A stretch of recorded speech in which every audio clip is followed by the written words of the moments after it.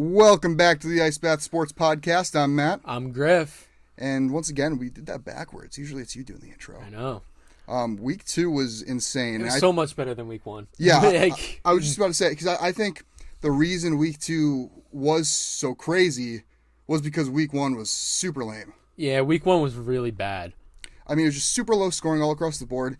I kind of want to go and check and see, where it stands in terms of weeks over the past years of touchdowns scored, because it just seemed like there wasn't a lot of high-scoring games. I think the adjustment for teams is the fact that there's no more fourth preseason game, which is when all the starters would be getting their reps in, and a lot of teams are just kind of shying away from getting the starters the reps. 100%. And it seems like everybody has just come out pretty cold. Yep. So I think the move going forward is just hammer unders like the first couple of weeks. Yeah, no, that's actually pretty smart. I agree. I think a lot of these teams are rusty because, I know Philly for one. I mean, they came out against New England. They looked like crap just because they didn't play any starters in the preseason. Yeah. I mean, I don't know. You don't want to throw these guys out in meaningless games, and risk them getting injured, but you got to have them play more than just a drive to shake off that rust. Yeah, no, I completely agree. Get rid of it in games that don't matter.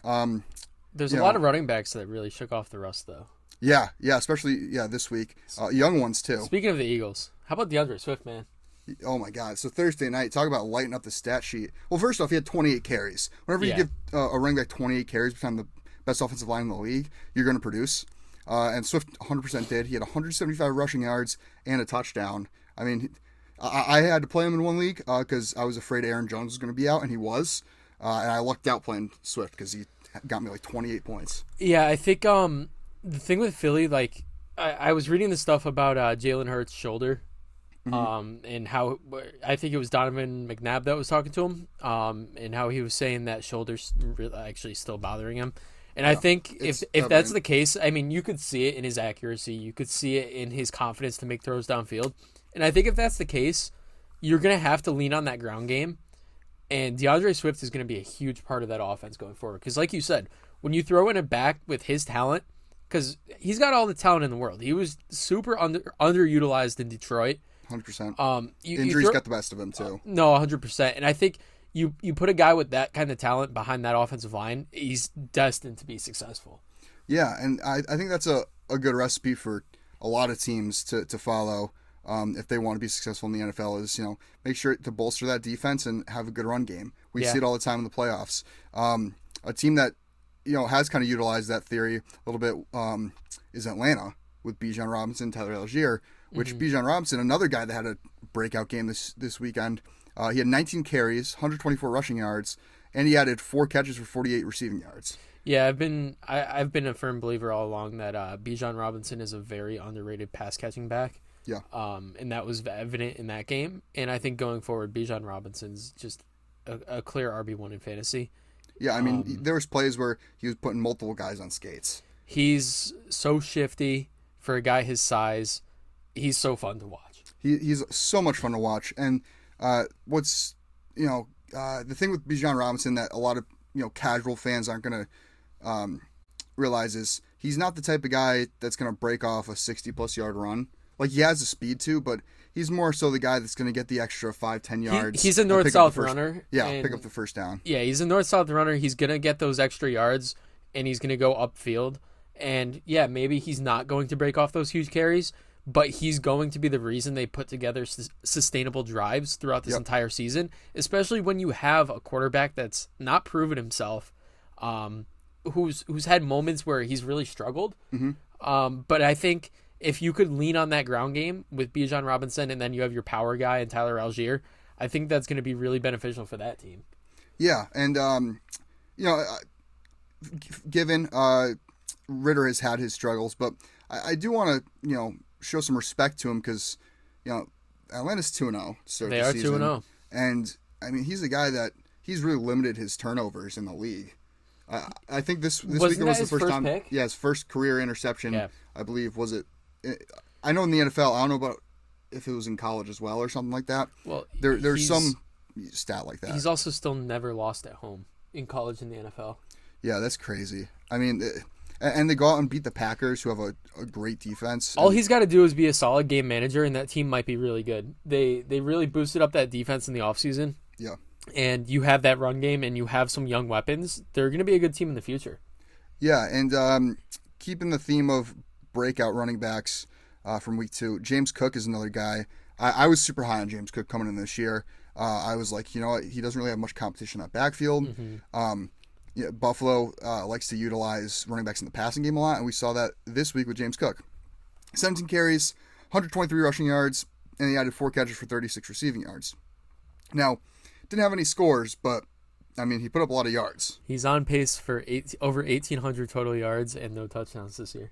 Yeah. I think he.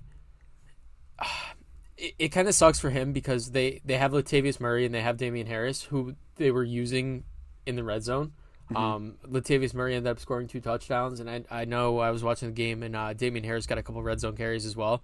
So I think that's got to change. But the problem is you don't want to risk injury to James Cook. He's not a big guy. No.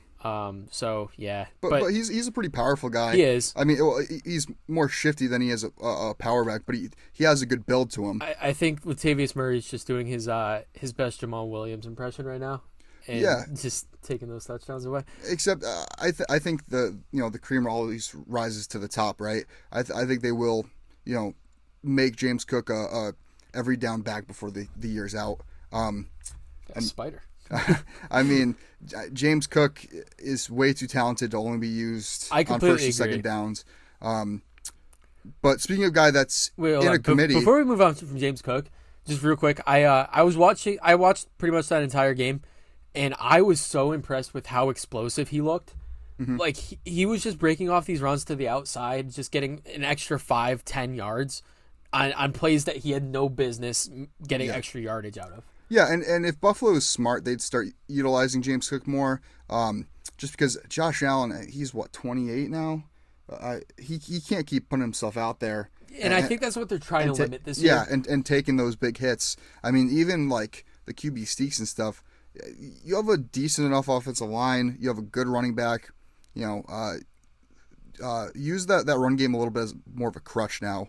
To save Josh I Allen totally his health. agree. Yeah. So, but like I was going to say earlier, speaking of running backs by committee, here's one that's kind of broken out. I think, as dug himself a pretty big role in his in that team's offense is Brian Robinson Jr. I personally knew Robinson was going to be the clear-cut RB1 on that team. It was clear at the end of last season when Brian Robinson started really getting back on track. I mean, obviously he had that freak incident where he got shot in the leg and he missed the beginning of his rookie season. But Brian Robinson, he's explosive. He's a big body. He's going to wear down that defensive line. And, let me tell you, Washington 2-0. Yeah, I mean, and Brian Robinson's not that bad of a pass catcher either. What was my concern about the Washington backfield going into this season was, they bring in Eric Bieniemy from KC, who is infamous for utilizing multiple running backs in his game plan. So that concerned me a little bit when you have Antonio Gibson back there. But Gibson, it seems, whenever he's been presented with the opportunity to be a starting caliber running back, he just hasn't lived up to that. Brian Robinson, on the other hand, this week, 18 carries, 87 yards rushing, rushing touchdown. But then he had 2 catches for 42 yards receiving. So this is another guy that had a pretty big week. Actually, did he have one or he might have had 2 touchdowns? I think he had 2. That's 2 touchdowns. Yeah, My bad. He definitely had 2. Yeah, that was a typo. Brian Robinson is going to be a problem. And I think, maybe that team's really not the best, but a 2-0 start, you build a lot of confidence. Sam Howell doesn't look terrible. He does not look terrible, and it's the same thing like with Atlanta too. You don't have a lot of confidence in your running back, but you have a good defense, and your running game looks pretty solid. Yeah. You could be a force to be reckoned with in this league with that combination. And just the last guy I think it's worth mentioning is Kyren Williams. Yeah. For the Rams. Yeah. 14 carries. Not a lot of carries there, but he made use of it. He had 52 rushing yards and a rushing touchdown, And then in the receiving game, he added 6 catches, 48 receiving yards, and a receiving touchdown. So big day for him. I think a lot of people that picked him up in week 1 were afraid to play him just because it is the Rams. They didn't have the best looking offensive line last season. Right. But I think Steve Avila drafting him made a huge difference to that offensive line, especially He's in this run playing game. left guard, correct? Yeah. And he's been opening up tons of holes for Kyren Williams. Yeah, I mean, Akers is going to be moved. They just completely lost faith in him, and Wouldn't you? He's never really been the same since that Achilles injury. No. He rushed back, and it just never really had the explosiveness again. Yeah. And I think he's lacking a lot of confidence because of that. Maybe a change of scenery will be good for him. I don't know. I don't really see him coming back and being a starter anywhere, but you look like I'll segue into this now. You got a team like the Browns, who last night just lost Nick Chubb for the season. It's funny. I was just about to say that. I mean, listen, there's some options out there. Like, they could bring back Kareem Hunt, which I don't know if you really want to do that. I think last year Hunt showed that he was starting to fizzle out in his career. Yeah, he's regressed. Big time. But at the same time, it was the Nick Chubb show. Right. I don't know. There's a couple options out there for him, but I think any team that's in a position like the Browns right now, you'd be stupid to not check in on Cam Akers. And yeah, I mean, if you're throwing a 6th or 7th round pick out there for him, just to see what you got in him. I mean, most of the time your 6th or 7th round pick's not going to make the roster anyways. Yeah. So why not spend that on a running back that was a former 2nd round pick, and if he can ever revisit that form that he had coming into the league, you get some pretty good value there. Yeah, no, I totally agree. And speaking of the Rams, how about Puka Nacua? Oh my God, Nacua Matata, baby. I don't know what's going on there. I mean, listen, we talked about it last week. Yeah. If Matt Stafford likes you, if Matt Stafford trusts you, he's going to get you the ball. Another 15 catches, 147 yards, no big deal. Yeah, he's now 2nd in receiving yards in the league with 266, and he's 1st in receptions with 25. That's just crazy for, what was he, a 5th or 6th round pick we discovered? You're telling me you didn't expect that? Well, no, but the thing is, after the Cooper Kupp injury, you knew somebody was going to have to step up. Everyone thought it was going to be Van Jefferson, and then you get people talking about Tutu Atwell. But Puka Nacua is really, really carving out a role. And I'm all in on it. I'm all in on the hype. I think he has the most receptions in the first 2 games for a rookie ever. Yep. 10 and 15 in his last 2 games. I don't know. I can't describe it because I don't know what's going on, but I'm all for it. Yeah, I think not having Cooper Kupp is, well, obviously is the main reason he's getting all these looks, but what he's doing is he's going out there and all he's doing is running these 5-6 yard routes, getting open, right away, and Stafford's getting the ball out quick to him, and he's getting a couple extra yards, fighting for that extra yardage, and he's picking up first downs. So why stop feeding them the ball? I think the thing that's pretty evident is that when Matt Stafford's healthy, when Matt Stafford is that starting quarterback, they're going to air it out. Yeah, and they have no reason not to. They have their full faith in Matthew Stafford, which he's shown they should. Yeah, and Stafford's one of those guys that's always going to make his receivers look better than they are as well. I mean, always has. Yeah, I look back to Kenny Galladay. Kenny Galladay was a top 10 receiver in the league one year. Yeah, and then he left to the Giants, and now he's not even in the league. Yeah. So I think Marvin Jones had or 2 seasons with 9 touchdowns. Golden Tate. So Stafford's always going to make his receivers look better, like you said, because they always air it out. Yeah. And he's just so accurate. He's so consistent. Yeah. I mean, I don't know why I was so down on him going into this year. It was mainly because of the injuries, but if he can stay healthy, which the offensive line looks a lot better this year. It's up to the defense. Yeah. If that defense could keep him in games, they're going to be a good team. Right. And what concerns me, though, is because Puka Nacua is performing so well with Cooper Kupp out, what's going to happen to him when Cooper Kupp comes back? It's tough because Cooper Kupp's always going to get his targets. Cooper Kupp's going to get 10-plus targets a game, and that's a given. No matter who's covering him, no matter who they're up against, Matt Stafford's going to find a way to get Cooper Kupp the ball just because that's how he is. He knows he's got one of the best playmakers in the league, and he's going to get him the ball. Yep. But at the same time, that's going to open up a lot of opportunities for those other guys. Puka Nacua, Tutu Atwell, Van Jefferson. Right. When Cooper Kupp comes back, you're going to have a lot of focus on him, which is going to open up opportunities through the air to these other receivers. So I'm still like, even when Cooper comes back, I'm still buying into this Puka Nacua hype. Okay. Yeah, I mean, that's a fair point. I think right now you got to treat him as a borderline wide receiver 2 or 3, even though he's playing like a 1, just due to the fact that, any day now he can fall back Walk off. away with 1 catch, 4 yards. Yeah, I mean, like, I don't know. It's reminiscing of, reminds me of Travis Fulgham. Oh, my God, I was going to say that. Yeah. I was going to say that. A young receiver, that kind of was under everybody's radar, and then comes out, has a huge game to fill in for an injured player, and, has like 2 or 3 great games, and then falls back off the face of the planet. So I'd be cautious with Puka Nacua, personally. But as of right now, while Cooper Kupp's still out, he's a plug and play every week. Oh, 100%. Jumping into our picks for week 3. Well, first off, let's go over our week 2 records. We both went 10-6. Yep. I'm 18-14 overall. You were 19-13 overall. Yep. Starting out Thursday night, we have the abysmal Giants at the world beater San Francisco 49ers. Yeah, I don't know if I could watch this game. I just hope it's not. I hope it's somewhat competitive. I hope it's not a snoozer. I for some reason I just feel like it's going to be a snoozer. The Giants blow them out. No, I'm kidding. I got San Fran by a couple scores here. Yeah. I don't see how you don't have San Fran more than 10. I mean, Barkley's out, probably out with sprained ankle.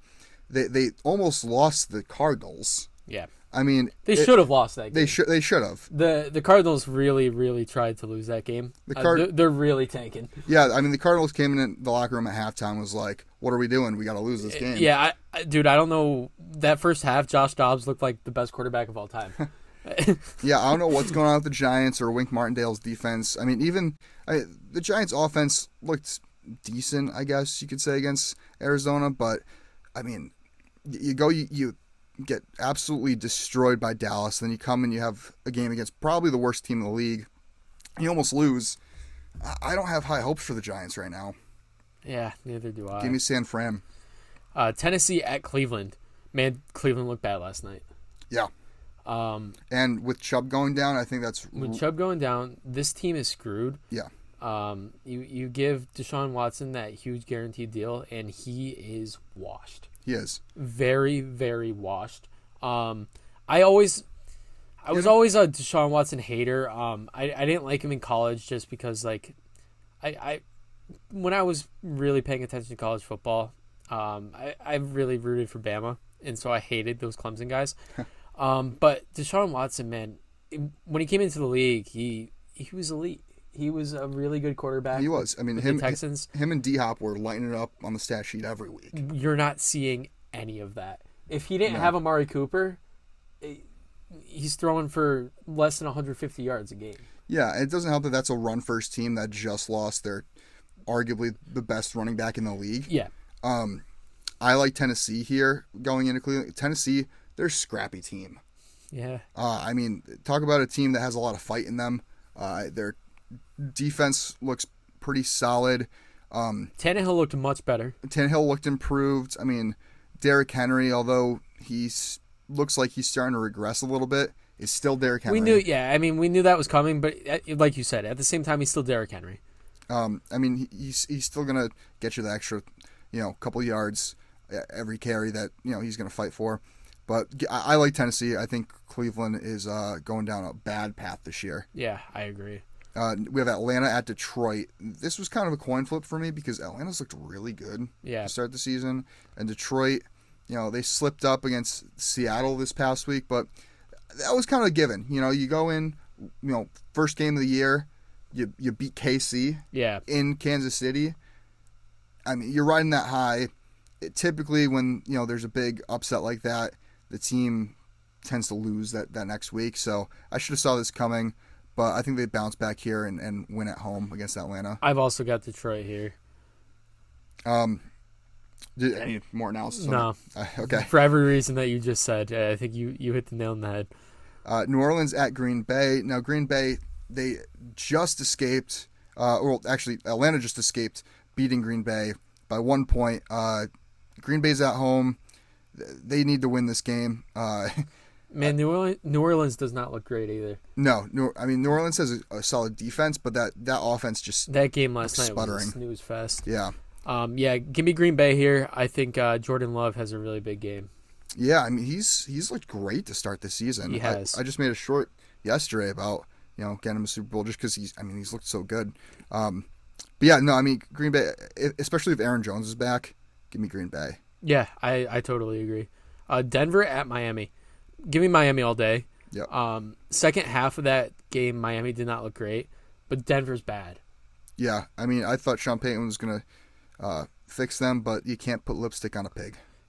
Denver is a bad team. Mm-hmm. I mean, Russell Wilson did show flashes of his old self against Washington this past week. The Hail Mary was crazy. Yeah. And, I mean, the 2-point conversion should have been PI and St. Juice, but whatever. But with that said, Miami also looks really good. Miami looked really good in the first half. The offense was in the second half. Raheem Mostert looks really good. Yeah, well, Miami also was facing a top 10 defense in New England. No, that is very true. I mean, Bill Belichick always tends to take away your best weapon, which is Tyreek Hill. And, yeah, I mean, it's going to make any offense not look too great. But Miami's defense looked good. Yeah. Andrew Van Ginkel had a game. Van Ginkel. Yeah, give me Miami at home. Yeah, me too. Chargers at Mini. Both these teams are 0-2. If I told you that, going into week 1, would you believe me that both the Chargers and the Vikings are 0-2? This game's going to come down to who has the last possession and who's going to make the last costly mistake of the game, because both these teams don't want to win a game. Yeah, the difference between these two teams, though, is I think Minnesota's just kind of had it rough the first 2 weeks. Yeah. The Chargers have lost games that they should have won. I like Minnesota to edge it out here. Brent Staley, for the Chargers, I think should definitely be. He should have been fired last year. Yep. But he should definitely be fired now. I mean, I think that's something we'll have to say every single episode. Brandon Yep. Staley's not a good coach. Give me Minnesota here too. Yeah, I mean, I think it'll be a close game, but Minnesota's a better coached team. I mean, Chargers have the better quarterback in Herbert, but quarterback can't do much if your coaching sucks. So, going up next with New England at your New York Jets. Who gets hurt at MetLife Stadium now? Jesus, I know. It's crazy. I'm going to go New England here. Yeah, same. Especially, I think the thing with the Jets was take away the end of the game in the last 2 picks. Zach Wilson did not play bad at all. The play calling was terrible. And the coaches set that team up for failure. When Breece Hall and Dalvin Cook, which again, Dalvin Cook does not look good. But when Breece Hall is only getting 4 touches, that's bad. It's really bad. I mean, you got to work him into the game plan. 100%. Especially after his week 1 performance.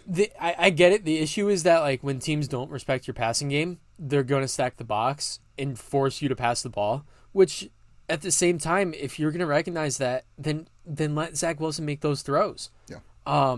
But you're going to have to establish the ground game if you want to get anything going on offense, and they just couldn't do that. Outside of a slant that Garrett Wilson took that to the house, there was really nothing on offense. Yeah, and that play was solely because of Zach Wilson. I don't know if you saw him on the sideline right before that play. That him and Wilson were talking about it, and next play they go out and have that touchdown. Yeah, and I mean, I can't put this blame on Zach Wilson for that game. Maybe he had moments where he didn't look great. His last pick was not good. His second pick, Garrett Wilson should have gone up and made a play on that ball.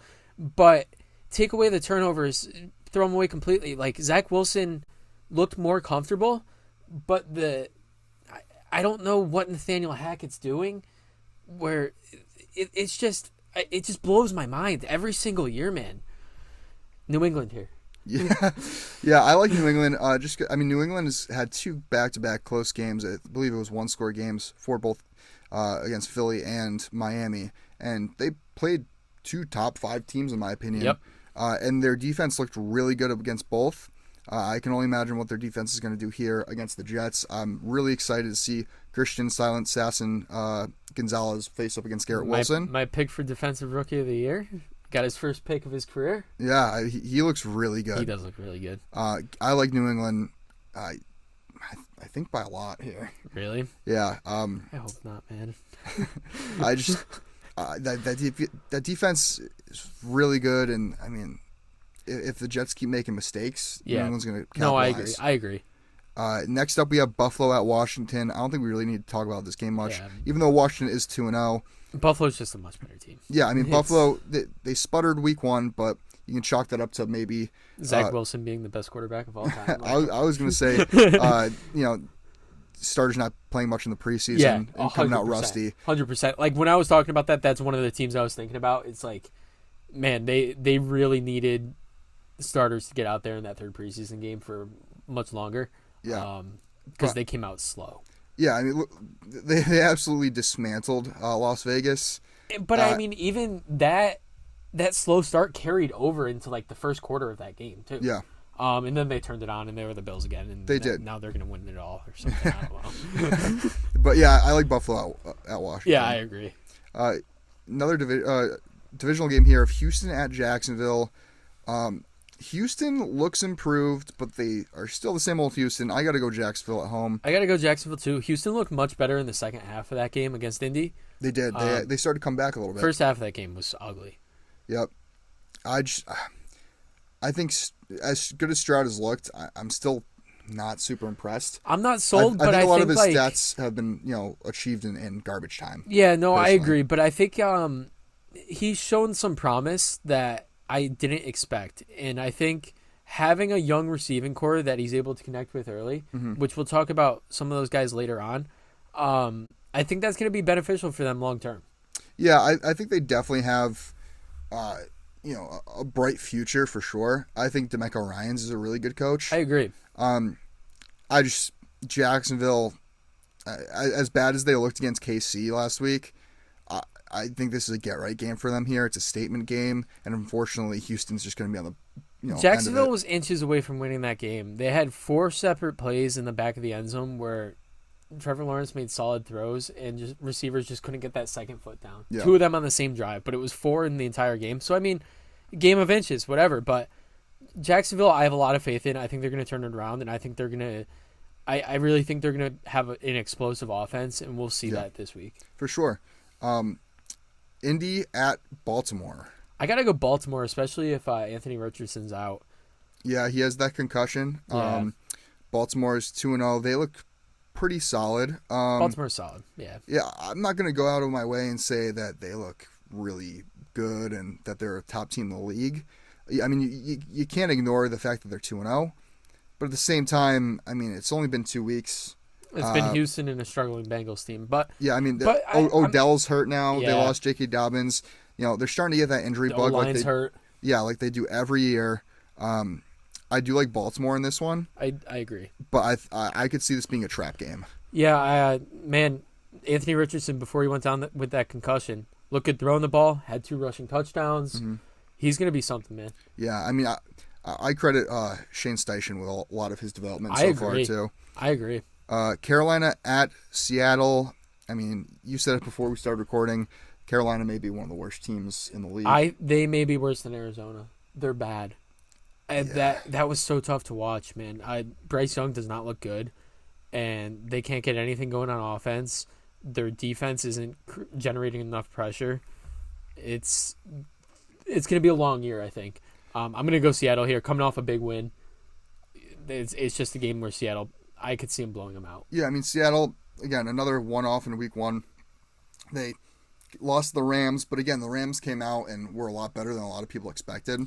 Rams put up a fight with the Niners, so I mean... Yeah, they're a competitive team, and I think Seattle definitely bounced back. I mean, you beat Detroit. Yeah, that's a good win. You probably caught them slipping because they just got off that win against KC. Yeah, either way, but Seattle's still a good team.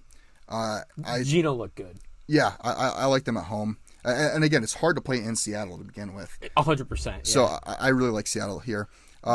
This one we could even just skip. KC's beating Chicago by a lot. Yeah, Chicago at KC. Justin Fields does not look good. The experiment might be over. He's an athlete.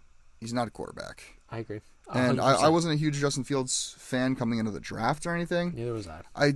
bought into this hype a little bit coming into this year just because you surround him with all the right weapons. You give him, a defense to work with. Well, I think the supposedly. hype that I bought into with him was more so fantasy-wise. Yeah. I think the fantasy hype was something that I completely bought into just because of his running ability and the fact that they added weapons. He's not good at passing the football. No. He's not a good quarterback. And his reads just aren't there. No, they're not. I mean, how many times in that game this past week was, he dropping back, looking for his first option, and then, tucking it and running it because, DJ Moore wasn't open or Darnell Mooney wasn't open. Or also, Chase Claypool, how does he still have a job? I mean, he scored. How many targets does he have and how many drops does he have? I feel like every time I'm watching the Bears play, Chase Claypool at least has one drop. I can't believe the Steelers got pick 32 for him. Yeah. I mean, they took Joey Porter Jr., who had a really good game last night. It had the game-winning play. The game-winning PI that wasn't called, but but outside of that, outside of the uncalled PI, Joey Porter looked really good last night, and I mean, the officiating's been a lot more lenient with that this year, I agree. I think they've been letting the players play, which I love. I mean, 100%. I'm all for that. There's going to be like I forget who said this, but somebody said that you could call holding on every play. Holding on every play. You could call false starts on Lane Johnson every play. Yeah, or Jawan Taylor. Yeah.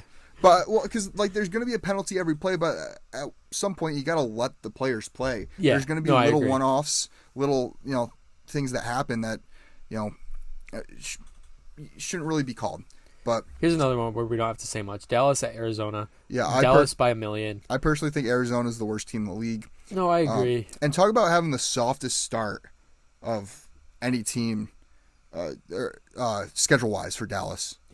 I mean, you start off... Well, it shouldn't have been. Everyone had high hopes for the Giants. Yeah. Then you get a Zach Wilson Jets, and then you get Arizona, which... But you have one of the best defenses in the league. I'm going to go out on a limb and say that's the best defense in the league right now. Well, right now. It's really hard to deny that. You can't deny that. But then again, they played Daniel Jones week 1. Yeah. You played Zach Wilson offense week 2. Now, week 3, you're playing arguably the worst team in the league, and Josh Dobbs is the quarterback you're playing against. Yeah, Dallas is lucking out. Parsons Defensive Player of the Year is on though. Yeah. I mean, he looks unstoppable. It's. But Dallas dominates Arizona here. This one's not even close. I don't think it's close at all. You'll probably see me put Dallas number 1 on my power rankings this week. Yeah, it's kind of hard not to. Yeah. Next up. Pitt at Vegas. Yeah, I have to go Pitt. Pitt, another team that was slow coming out in week 1, but and the slow start into the game last night, but came out and defense got it done. Yeah, I mean they looked improved. The defense was really good. They scored 2 touchdowns. They did. I know a lot of Steelers fans are calling for Canada's had their OC there. As they should be. His play calling is atrocious. Yeah, it's some of the worst play calling that I've ever seen. Mm-hmm. But I mean, I'm not super excited for this game. It's Sunday night. Vegas. I mean, talk about Josh Jacobs being slow to start the season. Yeah, that's a guy that I was very high on going into this year after what he did last season. And I don't know, something about this year he's just. I don't think a lot of that's on Jacobs though. I think that's on the offensive line more than anything. The offensive line, 2, especially the game against the Bills, you go down big early on. Mm-hmm. It's really hard to stick with a game plan and establish that run. Yeah. You're going to have to let Jimmy G air it out at some points, and it just didn't work. Right. Yeah, no, I like Pitt here. I think Vegas, I mean, again, they won week 1, then they get blown out by Buffalo. Pitt's defense is really good. I think they take down Vegas. Yeah, I agree. 2 Monday night games again. Yeah, I'm not sure how I feel about that. I'm impartial. I think if you had an East Coast and a West Coast game, start them at 7 and 10. I was just about to say that. I would be all for it. Yep. No, I 100% agree. If they weren't both playing at the same time, I would be a lot more open to it. I totally agree. But we got your Eagles at the Bucks, who were 2-0. Yeah, I mean Baker Mayfield. Good. I'm all for the Baker Mayfield resurgence. Yeah. Baker Mayfield looks really good. He's making really good reads. He's built a connection with Mike Evans. Yes, but still Philly here. Yeah, I mean, I like Philly. What concerns me is Devontae Maddox is probably out for the season, our starting nickel. And I think, Baker, again, like you said, his reads have been really good this year. Mm-hmm. I'm scared that he's going to, pick us apart with these little dinks and dunks. Well, the thing with Baker Mayfield is he's got really good football IQ. Yeah. And he knows what he's doing. Baker Yep. Mayfield's not a bad quarterback. He's been stuck in terrible situations.